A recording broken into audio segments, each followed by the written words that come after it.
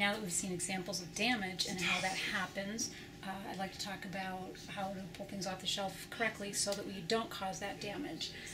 There's a few ways that I know of doing that. The first is sort of contingent on your height and your relation to the stacks. I can reach in, because these are somewhat shallow. Sorry. No, start. Yeah, I'm just going to start over. Yeah, so. Good. I don't know why I'm all flustered. Okay.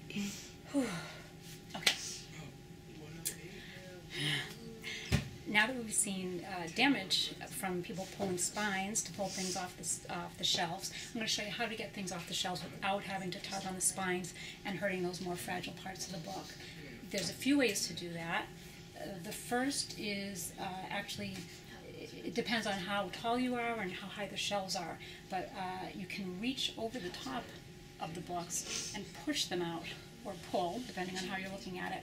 And I would do that by pushing on the text block, which is just going to push it deeper into the spine. You don't want to push on the case itself. So if you can reach over and just sort of push it out or pull it out and then grab it by the sides, that's a good solid way of doing that.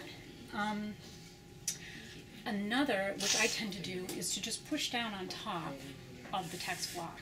So I'm just pushing on top here. It looks like perhaps I'm pulling on the handle here, but you don't want to do that, so you can just sort of get a little leverage here and then grab it on the sides. And that's a way of doing that without, you can see where things are kind of worn along the, well, here's a perfect example where someone yanked on something. So that's a simple way of doing that. The last way that I'm aware of is a little more fancy, and is to push in the items on either side of what you want so you can grab it this way. And again, not heavy on the spines. It's just, you can, even if you have to do something like this, if things are a little tight, they don't slide right out depending on what they're made of. So that's another way of grabbing something by the sides that, in a way that you won't hurt it.